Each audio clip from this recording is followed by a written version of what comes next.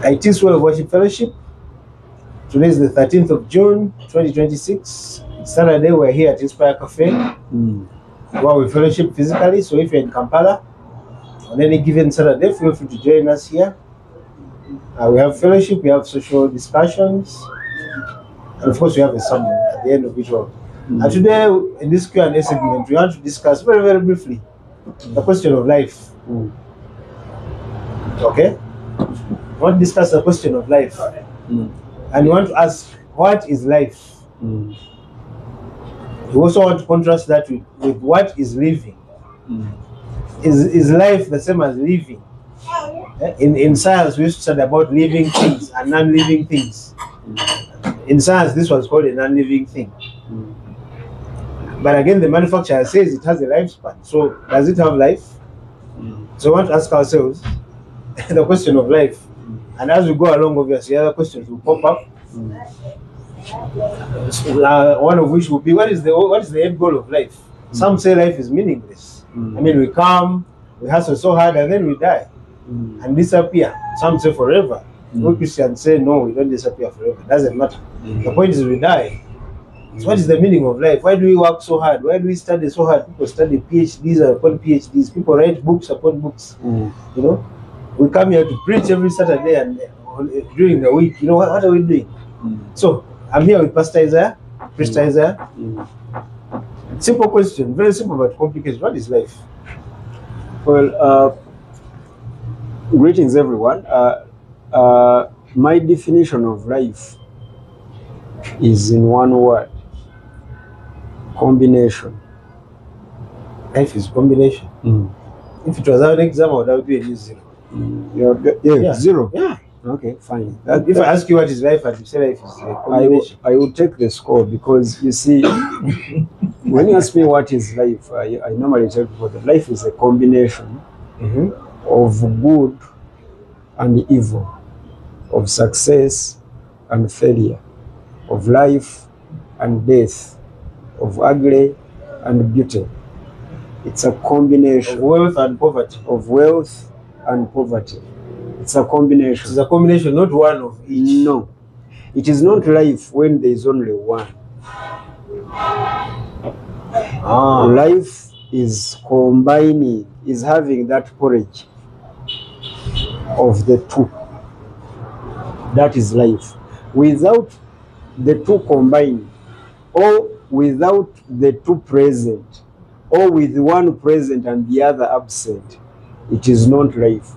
Life is a combination. That is why in your body, isn't it, you have living cells and consuming cells at the same time. While your body is making new cells for your health, others are dying. That is part of life. That is life. That is how life is. That is what life is. Are we together? So, and I think that is very important for us to understand. So if you ask me what is life, life is a combination. It's a combination. Okay, now I've given you 90, from zero I've given you 90%. I've increased to 90. Now that I've explained my answer. So Pastor, you say it can't be life if there is no death, let's say. Yes. Are you in the same vein saying that when you say life, yes, you are saying it because there is death? And therefore, yes, it is life because there is death. Death is a participant in this thing we call life. That is why you are careful when you are building bathrooms. The way your bathroom looks and how it is designed, the inspiration comes from death.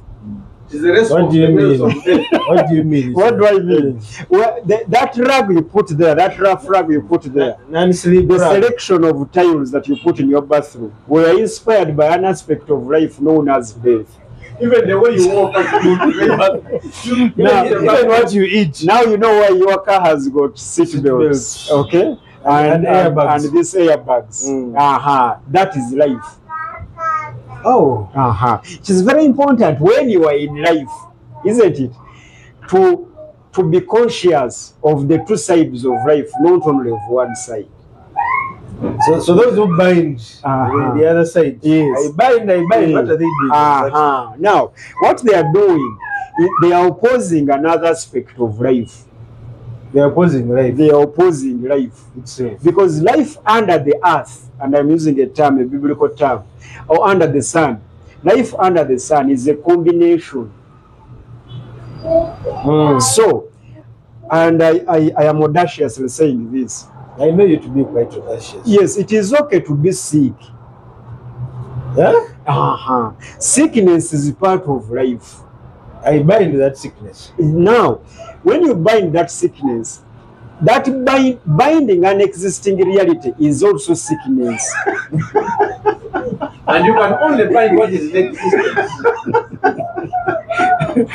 Did someone get me? Now, that is life. Okay? So when I am declaring there shall be no sickness, there shall be no death in this house, your children shall live. Yes, you are expressing sickness. Because eventually that prophecy will not come to pass. Why? Because even the one declaring, by the standards of a laboratory, they are sick already. Are you a pastor? Yes, I am. God said we shall the one anointed and called by God. I am. God said we shall not do what? We shall not die. No, God said we shall die. We shall our grandchildren's in fact, any prophet who tells you that you shall not die, he represents the serpent. In Genesis chapter 3. And he's a liar. Yes, the serpent in Genesis chapter 3 said you shall not die. God, however, in Genesis chapter 3 said you shall die. So your prophet who says death will not come into your house is a serpent. So now you have to understand this is life. Okay, life is a combination. So life is a bit like the weather. There's rain, there's sunshine. Some people have winter, they have spring, and all. So exactly, it's all part of exactly that is life. Okay, now. Okay, so allow me to digress a little bit. You're a theologian, and you guys normally separate these things, Zoe and Bios. So what are we discussing here today? We are discussing Bios. We are discussing Bios. Can you help very, very briefly? I know that's another topic. Yes, very briefly. Bios, differentiate the two. Bios is life from nature. It is natural life. We are discussing nature. Yes, we are discussing reality. What is here? Okay, your organs function because of the nutrients they get from their environment. So you have to eat and eat properly. That's why you have to eat and eat properly. Yeah, and eat properly. Okay, you have to drink and drink properly. Okay, because that is Bios. That is how Bios works. That's how Bios works. Then you have to make sure that you don't build in the swamps, because the swamps will consume you. They consume some people. They consume people as to eat. You must be careful not to deforest. Because eventually you will be burnt with the fires. So take care of your environment so that the environment takes care of you. That is life, Bios, natural life. Okay. Now when we talk about Zoe, okay, we are now talking about something very important that goes beyond Bios. And for me to demonstrate this, there's something I want to talk about now, life and living. Yes, I don't want to come to living, but I thought we'd get this. Yes, maybe you can, but this one will come back later. Yes, now let us first go there. So living. There are people in this world, okay, who have life, but they are not living. How can I have life and I'm not living? A quick example. Someone who is bedridden in the hospital right now, they have life, but they are not living. They have life, but they are the same as saying they are a non-living thing? No. It is not the same scientific. They are not non-living. They are not non-living because they have life. In other words, yes, they are animate. Okay, but not living. So it is possible in this life for someone to have life but not living. Why? Life is a gift. Are we together? Life is a gift that is given to anyone. You have never asked for life. You were born alive. Yes. It is a gift. Living, however, on the other hand, is a decision and a choice. Living is activeness. Life is a noun and a state. Life is a state. You are alive. Musumba, can I ask you as you're answering? Yes. If you may use the mic. The definition of you are giving living Yes. sounds close to what we call living financially. In finance, living is not having value.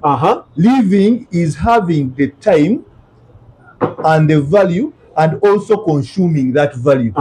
When you are in the process of consuming value, you are living. You are living. But when you are working to make value, you are not living. It's different. When you are besides value which you own, when you have a vehicle which you're not driving, when you have food you're not eating, when you have a television set you have watching, house you're not sleeping in, that's not living. Okay. Now, so life is a gift and it is a state, isn't it? You've never chosen to be alive. Okay? But you can choose to unlive that liveness. Is a decision and a choice. Now, what do you mean? It is simple to be alive. There's no work required. It is very difficult to live. Living, it is very difficult. There are requirements if you are to live. Explain. I am going to complicate a few things here, but I want you to follow me closely. Okay. Now, number one, you cannot live until you are. Until you are. In other words, you cannot start living until you find out who you are. Number one. Number two, aspect number two, after you found out who you are, you have to find out where you are. Who am I? Where am I? Where am I? Yes, who am I? Where am I? We are on the journey of living. We are already alive, but now we are on the journey of living. Those who are living are exclusively people who have found out who they are and where they are. Until you discover that, you will never start living, and you have never lived, but you are alive. So are you in one way also saying that environment is a participant in our living? Exactly. But before we get to that point of environment, I am throwing things around so that you capture them. Yes, so that you capture them, and then I come into there, breaking each gradually. One, finding out who you are, okay, and distancing yourself from the wrappings. Because the reason that's why people are not living, it is because they don't know who they are. Who they think they are wrappings of their environment. Can I say that again? The wrappings of the environment. Yes. It is very important, therefore, Ariyong, you were asking, it is very important, therefore, to first of all, understand where you are, because where you are has actually determined who you are. And unfortunately, you might be wrong about who you are because of the environment. For example, some people do not believe they are human beings. They believe they are Baganda, they are Luo.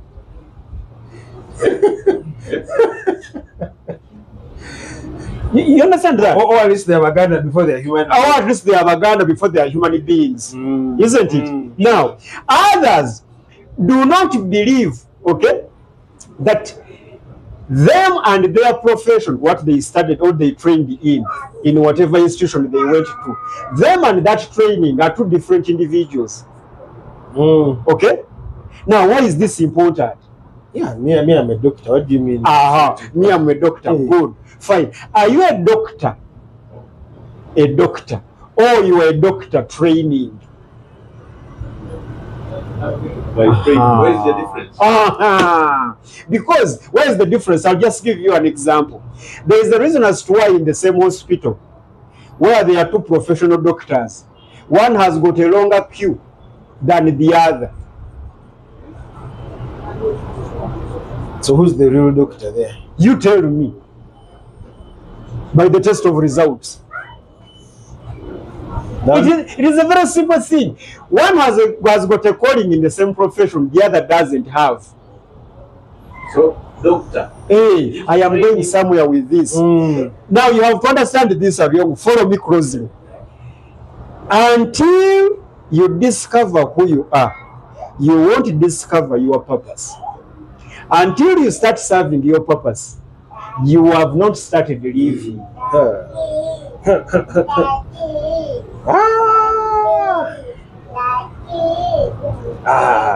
Now, there are two obstacles to someone serving their purpose. One is identity crisis, not knowing who you are. That's number one. Number two, the things that chase us, like poverty. The muogo. The reason why people do not serve their purpose, they are for living, isn't it? Because things are chasing us. We have bills to pay. Okay, so we cannot serve our purpose because you have to pay bills. Because we have to pay bills. Now, someone who has to pay bills cannot be living. They just have life. They just have life that they are running with. To where? To after something and away from something. Oh, they are running away from something. They are running away from something and after something. So it is a fugitive life. It is not living. Fugitives do not live. No, they run. They always have their bag. Either something is chasing them or they are chasing after something. Okay? So I live in a refugee camp. I'm living in a refugee camp. He called his life a refugee camp because he's pursuing everyone that you see. No one is living. We are all either running away from something or running after something. We are all running. We are all running. It is a rat race. Are we together on that point? So, first of all, we need to start with the difficult question: who are you? Besides being a Muganda, besides being a medical doctor, strip off all the identities that you've been given by your environment, isn't it? And find out exactly who you are. Is that part clear? When you find out who you are, this is what is going to happen. You will either find out that you are in the right place or in the wrong place. It is the same reason as why the God who created us never put borders and boundary markers on planet Earth. Do you know why? Because he knew that some people are born in places where they are not supposed to stay. You cannot thrive in that geography. It is not your geography. It is someone else's geography. I normally give an example. They are rich Ugandans in the United States, and they are beggars who are indigenous Americans in America. Did anyone hear that? So what is wrong? America has 800,000 homeless people. 800,000. Who are Americans? America has 800,000 American homeless people. American homeless people, yeah. And it has got roughly 1,000 Ugandan house owners. So what is that? Why would someone fail in their own locality within wealth? Do you know what? It's not your environment. So there you cannot live in. So you can't live in a place which is not yours. You cannot start living in a place which is not yours. Does that now make sense? Some things won't work because of where you are and the people you are with. Forget about the family. You are just channeled through those people. You are not made to belong with them. It is their geography. It is not yours. You are not made for. No, you are not made for that environment because of who you are. Do you understand? That's why God tells Abraham, leave this country of yours and I will show you where you belong. So Abraham has never lived, but he's alive.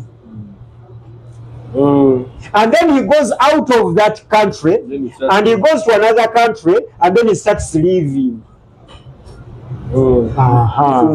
My uncle 2 weeks ago told me he's in his mid-70s. He told me that he discovered that he was not supposed to be part of his family when he was in primary 6. And when he discovered this, he decided to leave. To leave. L-E-A-V-E. Then after leaving, he started living. L-I-V-I-G. After lifting, he started living. Lifting is a good word. Lifting is an English word.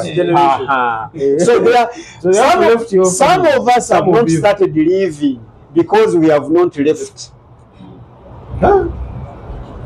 So does that now make sense? So much as living can only be lived in an environment. The environment can choke you. Yes. This death is a reality. Life can choke you. Your life will choke you in that environment because you do not belong there. You are actually antagonistic in that environment.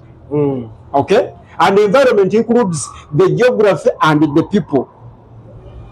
There are opportunities for others in that geography, but not for you. Okay? So Pastor, once you realize you can't breathe in an environment, yes, leave. Life is so serious. Just putting on weight, you can't. Really? Yes. Because you cannot manage the food of that place. A jumbo Peter. You can't. It is not yours. It doesn't work for you. I gave you a story in nature about the bees. The bees make local honey. Yeah. And they make honey for the locals. I know Arua is one of those places. So the honey in Arua benefits the Aruayans. Is that a term also? The people in Arua more than it benefits those in Kampala. So the people in Kampala telling us this honey is straight from Arua. The benefits are very small for you of Kampala, except the one who came from Arua. So if because the bees in Arua are working for the people in Arua. So there's nothing like honey from Arab. No, that is just sweetness. It's not honey. It's sugar. It is sugar. If somebody tells you this honey is from Arua, that's the factual origin. The origin. But the benefit is lying. Benefit is not yours. You get the point. So we must first of all understand this fact before you go to another interesting one. We must understand that when you are in the wrong geography, you will never start living. You will be alive, but not living. In the wrong geography. Why? Because the human body, aka life, is a magnetic field. And those magnetic fields must correspond with the waves around that. If they don't correspond and connect, you will be heating, you will be repairing. As simple as that. So who am I? Where am I? What else? Good. On this matter of living. Good. Now, living is a choice and a decision. Because that was going to be my next question, in fact. So if it is a choice and a decision, can you adapt to the environment? Don't worry. So what was your question? That's a good question. But also, some of us will never stop being chased by some things. Or we shall never stop chasing some things. So at what point do we live? So some of us will never live, in other words. In the midst of that running, is it possible to actually stop running? And then to start living? So how do you maybe balance that, if at all it's even possible? Now, that was going to be my question. Now, in regards to choices and what? And Pastor, as you come on that very question of what is the reality of what we are chasing and what we are running? We could be delusional in what we are running after and running from. And if you're running after ambition, is running after what we call ambition. We'll be running from our shadows. No problem. You ask a thousand questions. But I think I will go back to me, I told you, my thesis says living is a decision and a choice. Explain. Until you make that decision, and you make that choice, you'll never start living. Now, in all my teachings, I like using President Museveni, my father, as an example. I am sure one day he will arrest me or beat me up for using him in my teachings. No, you should go to State House. I am going to use him again here in this example. President Museveni, as a young boy in senior 6, was conducting village seminars, telling people about how to run a country. Yes. Yes, he was, when he was in senior 6. Their cows, if you remember. Even how to rear their cows. The person who gave us that testimony was a lady of 90 years. When that boy was senior 6, he was calling village meetings on how to run that. He went on growing in that pursuit, isn't it? Then to Mozambique, then to Tanzania, then wherever, then to Uganda government. He has overstayed in power. Okay? 40 years. Yes, 40 years. He does not believe in retiring. One day I saw him on video saying, "You cannot be serious. A person who knew this thing, I was told that he was retired. Who told him to retire? How could you allow him to retire? The only person who knows the thing." I saw him quarreling. Then I knew that the man does not even believe in retiring. How could you allow? So how could you allow? You saw it. So personally, you know me, I love President Museveni so much. We know. I love my father. President Museveni, in his core fundamental worldview, okay, he believes in changing not only Ugandans but Africa. He has Africans on his heart. He wants to change Africa and the people of Africa. That's what he wants. And that is why he doesn't leave power. Because he cannot risk leaving this responsibility to anyone else who does not have the magnitude of the calling that he has. I'm following. Good. Are we together? Now let me ask you. Does President Museveni go out? Out, you mean what? For a concert? No, he should go out and enjoy music. He's out. You guys go out. But the person that I know who goes out here frequently is Francis. I think I've only had him going for one concert, Baby Cool's concert, many years ago. So did you go for the concert? It was not an outing. Was it an outing? Was working. I am talking about outing. It was working. Does President Museveni go out? No. Okay. Tell your percentage. Does he eat in any restaurant? Is he free to eat in any restaurant? He's not. Would that be him? Does he hold house parties that are outside his work? His house parties are in his farm. But no, he normally has state house meetings. Are those the house parties that he has? Because he calls, the people that he calls are very categorical. That is work. It is work. That is work. Okay, where is the life they live in of President Museveni outside his calling? I don't see it. You don't see it? Okay. Now let me ask another one. Is President Museveni alive or living? Oh. He's living. His purpose. He's living. You said living, you have to be doing your purpose. You got to be your purpose. Brilliant. Good. Yes. So, is he doing his purpose or his purpose is doing him? I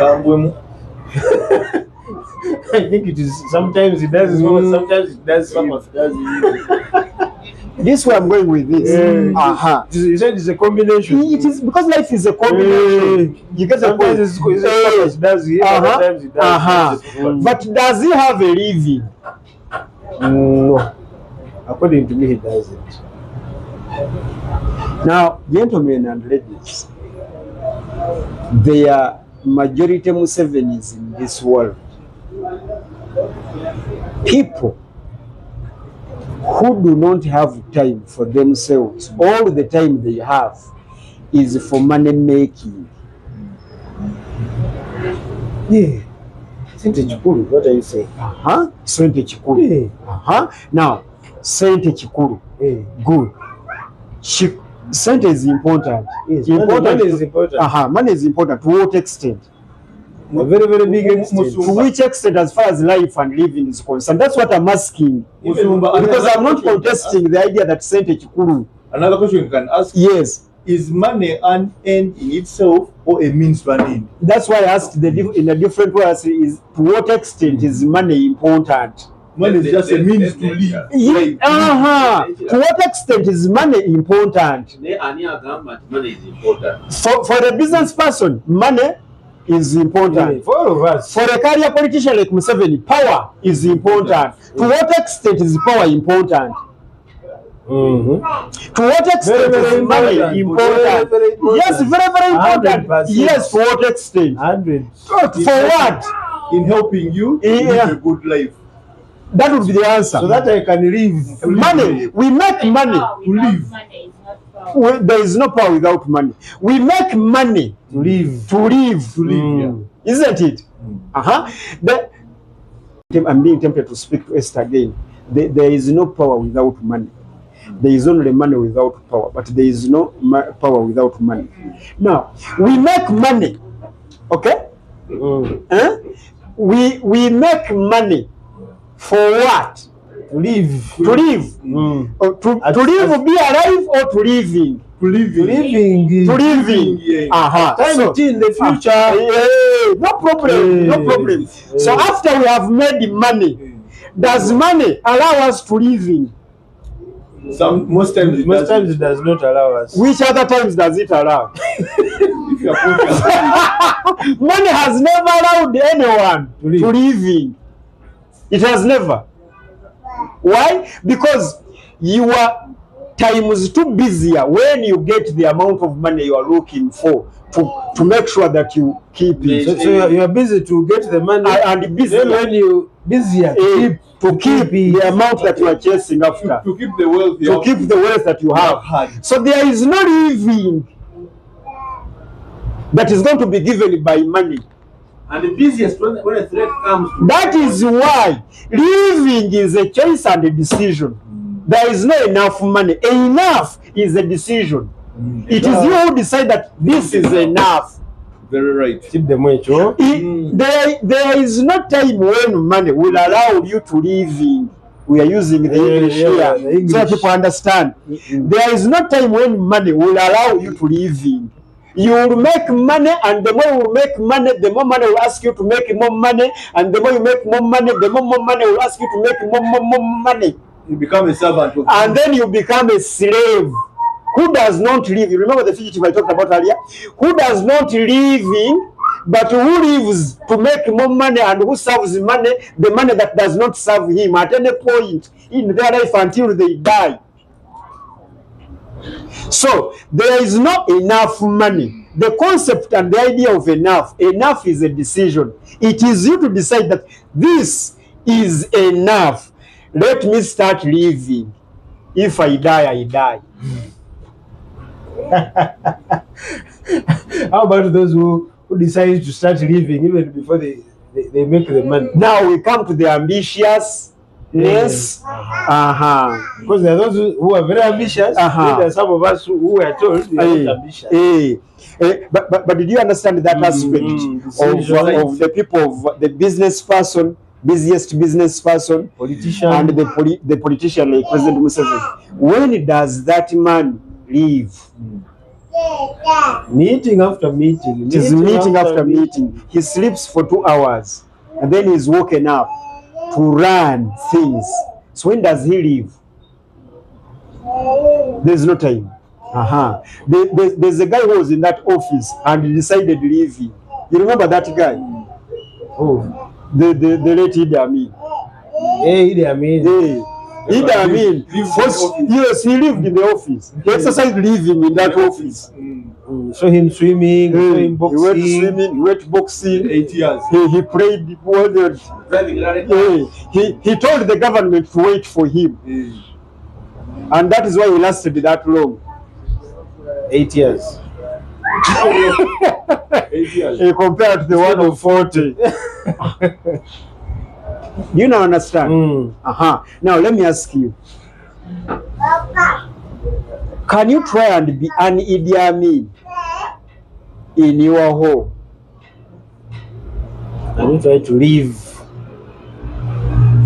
Because you are M7 in your family, isn't it? Most of us are M7 in our families. Children cannot play with us because they can't see us. We wake up at night and come back at night. I'm Idi Amin in my family. Can someone try and be an Idi Amin? You die early, okay, but you live. That's very important.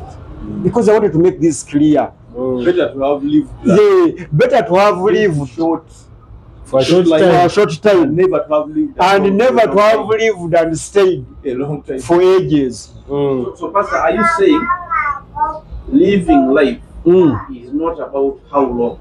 No, Living. it is living. Yeah, because there is technically life does not have how long, does it? We don't have the answer. No, the whole idea of life expectancy is statistics, not reality. It's propaganda, actually. You understand? And by the way, So, living is in the now. since life does not have how long, you better start living now. Now. So make the decision to live now. Do you guys understand? You should stop being a captive of perishables. Can I say that? You should stop being a captive of perishables. There's a certain man in the Bible who was the richest of his country. And then he woke up one day and he received report after report. First, they told him that all his business, livestock, was taken. Second, they told him that all his structures, houses had collapsed. They told him all the children had died, struck by thunder.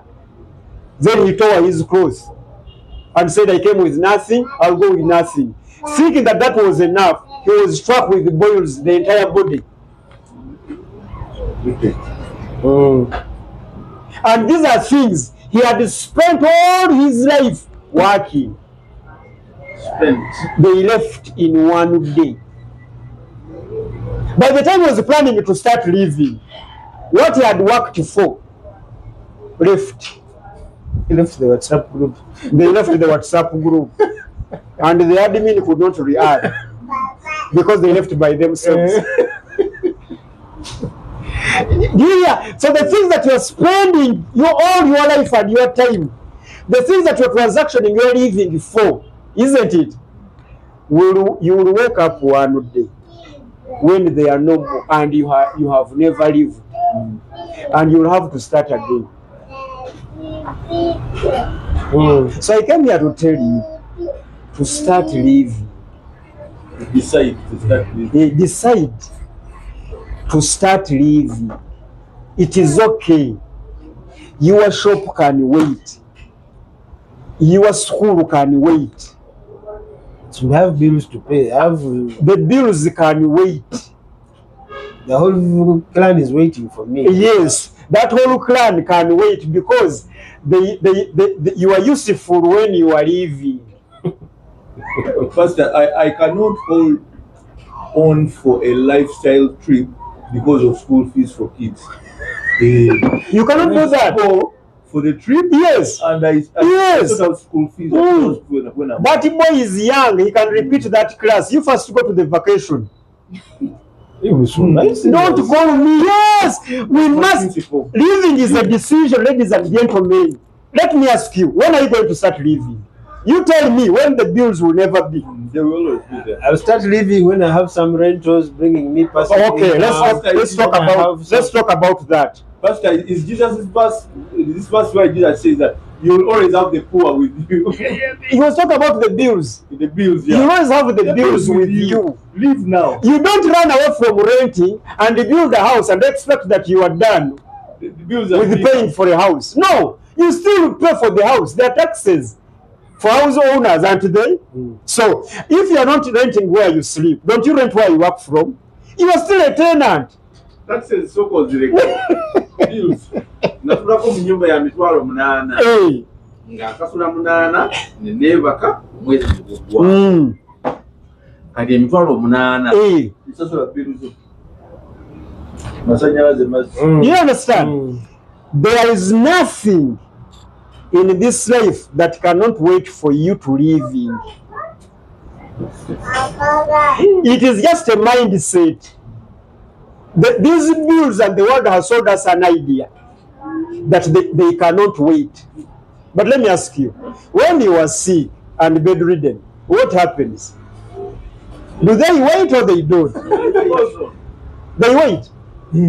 Hey, so this is why you guys do not even come to fellowship. Now the pastor in me has risen. This is why people do not come for fellowship, because fellowship is time consuming.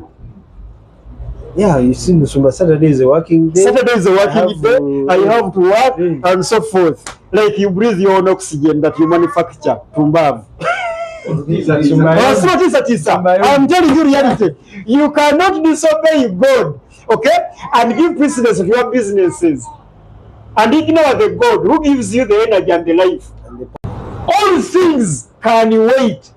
Do not fall to the deception of the world that tells you that things cannot wait.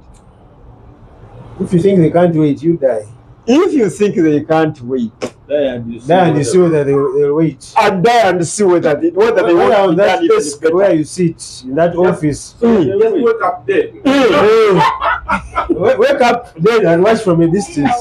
That office desk where you sit, there's someone who will sit in it. Better than you. On that laptop you're using. Yes, on the very day we will bury you. The job advert will be in newspapers. These are things can wait. What will happen in some bank? Practice living. Ladies and gentlemen, living is a decision and a choice. You must make that choice. Your work will not allow you. You have to go against your work. Your profession will not. You have to go against it. Does that not make sense? Decide to live, okay? Go to that vacation. Go to that restaurant. Go to that hotel, that 5-star hotel, and pay the $5,000 and spend the night there. It is okay for your account to be reduced by $5,000. Huh? $5,000. Eat that money. Can I say that again? Eat that money for cement. If the money you have is not enough to solve your problem, eat that money. No, for me, I'm actually saying, if the money you have is actually enough to solve your problem, solve your materialistic problems, eat that money. Eat that money, use it on you. Live. Start living.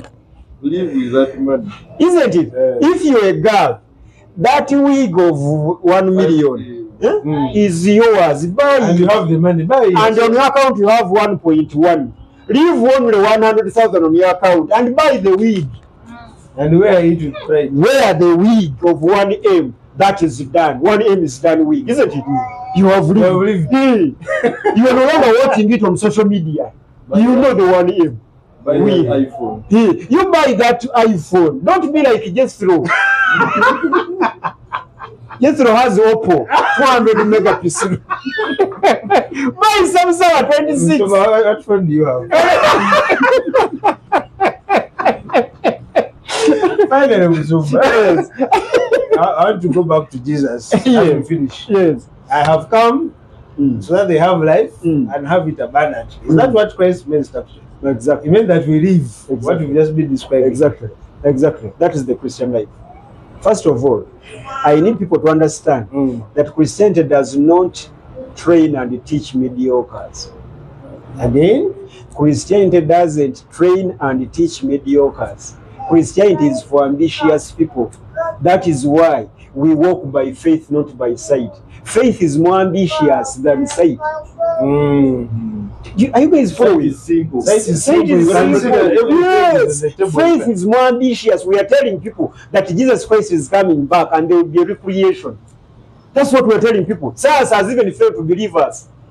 But we are that ambitious and we have given evidence for that. Christianity is for ambitious people, not for mediocres. Isn't it? But the ambitiousness of Christianity is rational ambitiousness. It is rational in a sense that you don't get ambitious in a rat race.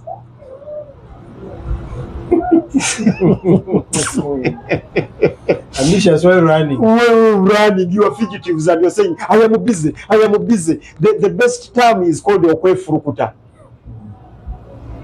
Gentlemen, if you are making too much money and you are not happy, you are okwefurukuta, you are not working. You are not enjoying your house. You are seeing it on the account and you can't eat some coffee, some kind of food. A rich man who pays DSTV every month 400,000 shillings does not have a series that he follows on that TV. Does not have a team he supports. He doesn't have a team he supports, and he dies for, and he insults people for.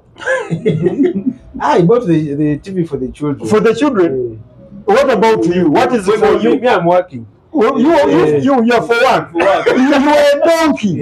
This one is a donkey that others ride. You are a donkey that is ridden. You are buying things for others, not to you. So Christianity does not preach those things. Mediocrity. Sit home, enjoy life. Eat that kamane. Eat everything. I have a reverend friend of mine, Reverend Bukenya. He likes pork. By Nempunu. He enjoys. He likes that guy lives. Side mirrors. By Nempunu. He enjoys the Mpunu. No, by Nempunu is living. When you hear him, you hear life. He's living. But there are people who are sad with plenty. Those have not met Jesus, who came that you might have life and have it in abundance. Having it in abundance is that life that manifests in your living. You even breathe it into others. When you come into a place, people feel life has come. Not stored abundance. Not piled abundance that is rotting. But life that can be passed on. It is in abundance. It impacts those around you. You breathe life into others. So that is what the Christian ambitiousness is about. That is what living is about. We are here to decide to start living. We need to start living. And you can live within your means. You can still enjoy life within your means. If I have 10,000 shillings, how do I live? That is what Matthew chapter 6 teaches. What does it teach? Matthew chapter 6 says that don't you see that even the birds in the air are dressed up and they get food? When you get what to eat and what to dress, that will be enough within your means. Because this is what is happening. You have 30 pairs of shoes at home. Do you put on those shoes every day? No.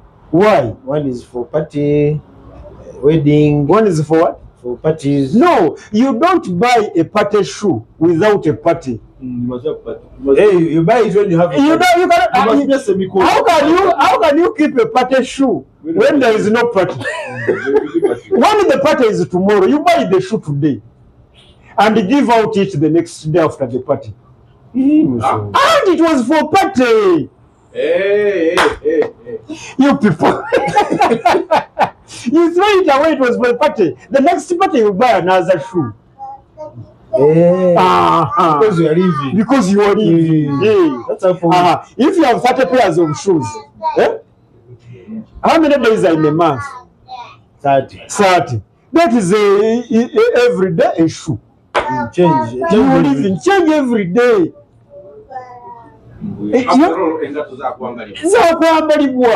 So if you are keeping your shoes for special occasion, you are not living. You are not living. You are running away from something. You are fugitive. Your shoes are chasing you. So if I have cups for again in the cupboard, yes, I'm not living. No, you are not living. Your nice cups you keep for the visitors. You're drinking those nice cups. That's for visitors. Not for visitors. That's you're calling for visitors. Hey, use them. Get those cups and Nice ones, the best.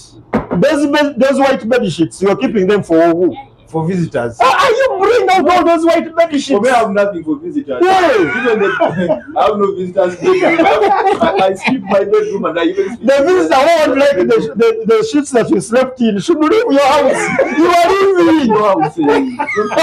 You people, I have come that they might have life and have it abundantly. That is what life is about. So living is a decision. I am asking all of those who are listening to me to make that decision today. Change your schedule. Change it. In your week, you must have time for God. Uninterrupted time for God. Business can wait. Gentlemen, business can wait. First, focus and concentrate on God, because your spiritual life is important. Why is it important? It is only through your spiritual life that you are going to discover who you are. And therefore make the right decisions. And therefore make the right decisions, the right we talked about. The reason that's why there is lostness in the world, it is because people are not only lost from God, they're even lost from themselves. The Uganda is better.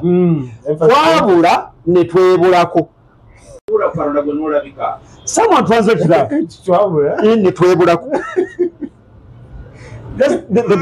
The best communication is in Uganda. We got lost from God and lost from ourselves. We don't know who we are. We think we are someone's workers. Men think they are machines and they are donkeys for their family. Women think they are factories for babies. You find a woman who is so hardworking and she's spending everything on children. Let those fools die. After all, they will die. No. Women should stop that nonsense. No. Let those babies sleep hungry. Go and eat that chicken. For what? No. So as soon as these fools Madam, let those children sleep hungry. Go and buy that shoe. Buy that wig. Do your nails. Can you sleep? Yes. Let them cry all night. Hunger will bring sleep. And you deal with them the next day when you have your wig. You people, we are lost. So I came here to make sure that you find out who you are, where you are, find your purpose, start serving it now. Now. You can have that job for the bills, isn't it? But start on your purpose now. After you found out who you are, you find your purpose and you start on it now, because only your purpose will give you fulfillment. Only your purpose. It's the only thing that will give you fulfillment. Your account will not give you satisfaction. It won't. There are things that give you satisfaction. Find those things. That is your purpose. That's where it is. Start on them. You don't need money to start. You need to start. You need to decide. You decide, because it is living. If you have that purpose of helping people, start with 1,000. Start with that, because that's your goal. That's your purpose. That's why you are here. That's who you are. Then be happy. Be happy. Amen. Amen. God bless you. God bless you. We'll see you next Saturday. Thank you very much for following us.